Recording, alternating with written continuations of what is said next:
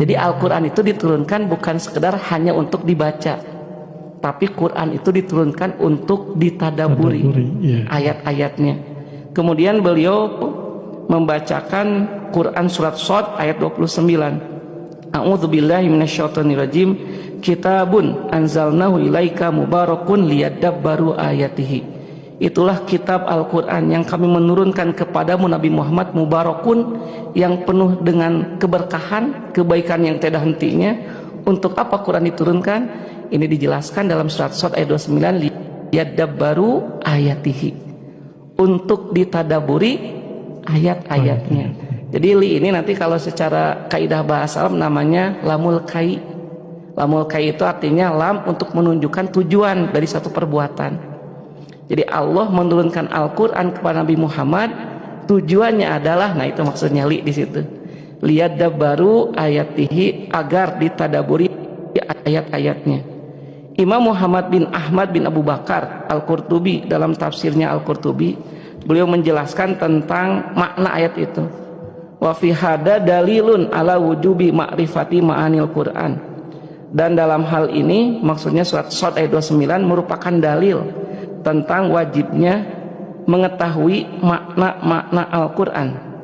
Jadi surat Shad ayat 29 ini menjadi dalil atau dasar bahwa Quran itu bukan sekedar dibaca, tapi yang lebih jauh itu adalah untuk ditadaburi. Tadabur itu kan makna yang lebih mudahnya adalah memahami, menjiwai makna-makna setiap surat, ayat, huruf, bahkan setiap huruf ya, kata dan huruf dalam Al-Quran, sehingga lahir jadi amal gitu. Itu tadabur.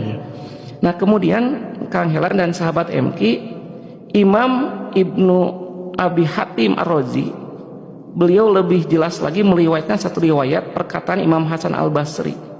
Wallahi, kata Imam Hasan Al-Basri, demi Allah, ma tadabbaruhu bihifdi hurufihi wa idha'ati hududihi.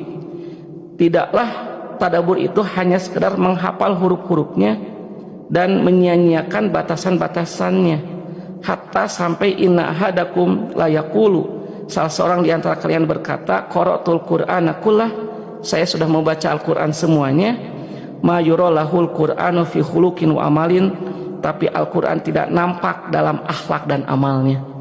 Jadi jangan sampai ada orang yang membaca Quran selesai 30 juz tapi amal dan akhlaknya tidak menggambarkan Quran.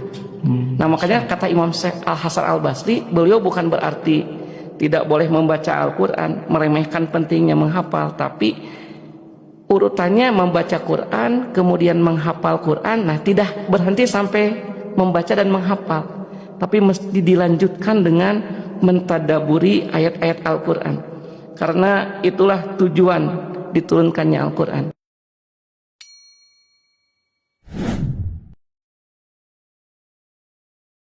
Jadi Al-Quran itu diturunkan bukan sekedar hanya untuk dibaca, tapi Quran itu diturunkan untuk ditadaburi ayat-ayatnya.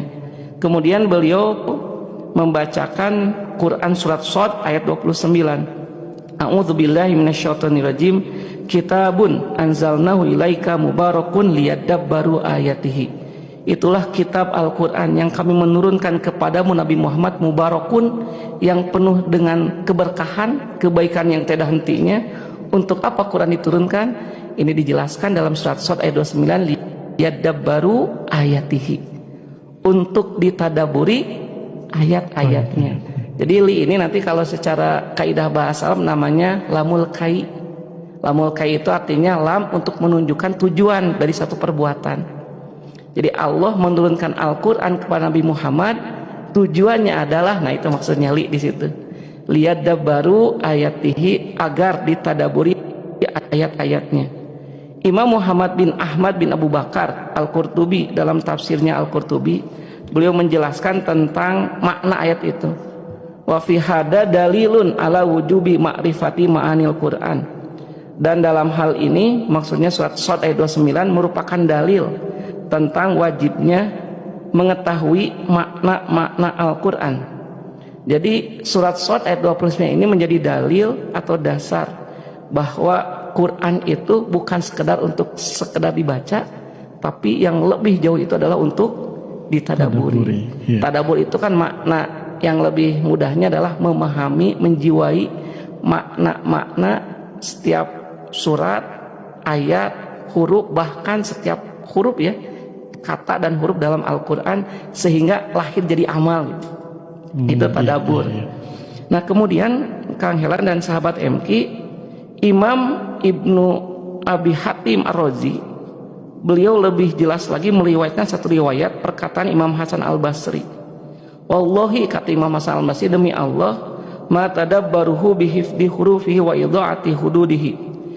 Tidaklah tadabur itu hanya sekedar menghafal huruf-hurufnya dan menyia-nyiakan batasan-batasannya, hatta sampai inna ahadakum la yaqulu, salah seorang di antara kalian berkata, qara'tul qur'ana kullah, saya sudah membaca Al-Qur'an semuanya, ma yuralahul qur'anu fi khuluqin wa amalin, tapi Al-Qur'an tidak nampak dalam akhlak dan amalnya.